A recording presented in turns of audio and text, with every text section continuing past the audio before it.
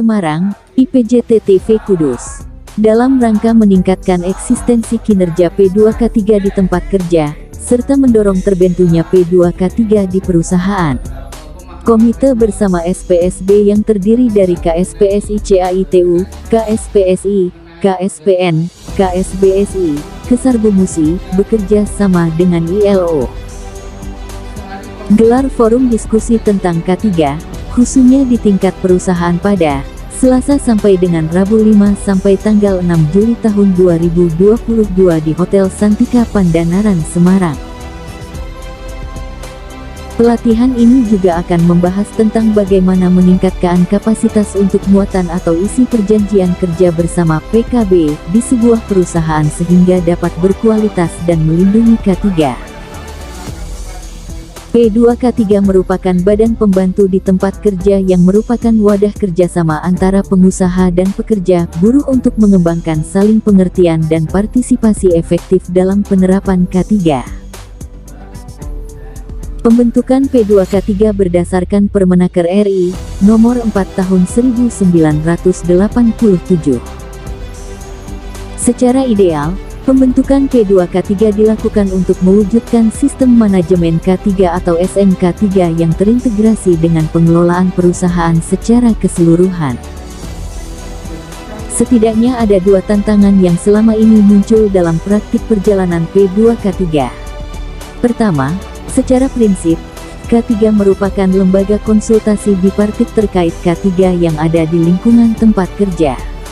Dalam kenyataannya, pembentukan P2K3 hanya didasari oleh kebutuhan mematuhi peraturan perundangan.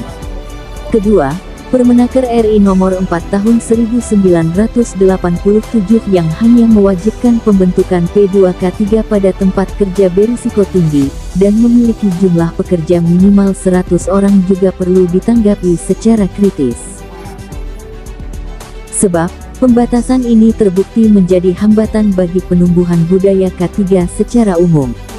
Akibatnya, pengetahuan dan kebiasaan anggota masyarakat, khususnya anggota serikat yang bekerja di tempat yang tidak memenuhi kualifikasi pada Permenaker di atas justru akan tertinggal dibandingkan dengan pekerja yang masuk dalam kualifikasi Permenaker itu.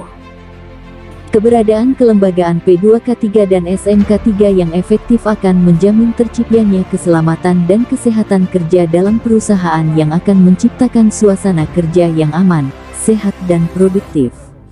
Juga, terbentuknya P2K3 di banyak tempat kerja tanpa melihat kualifikasi akan menyumbang pada percepatan makin menguatnya budaya K3 di Indonesia. Ahmad Fikri, salah satu peserta perwakilan pengurus daerah Federasi MIBA Jateng, mengatakan bahwa agenda ini sangat bagus buat pengetahuan khususnya pengurus serikat.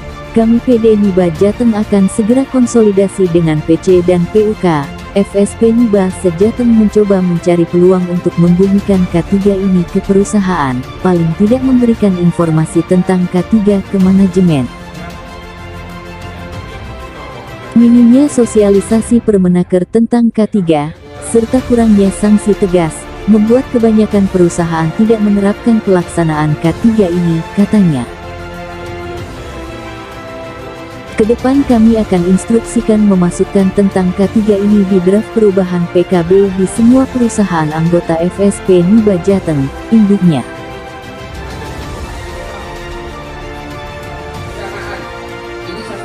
Dari Semarang, Jawa Tengah, Cipmin Reporter, Benima Kameramen, mewartakan.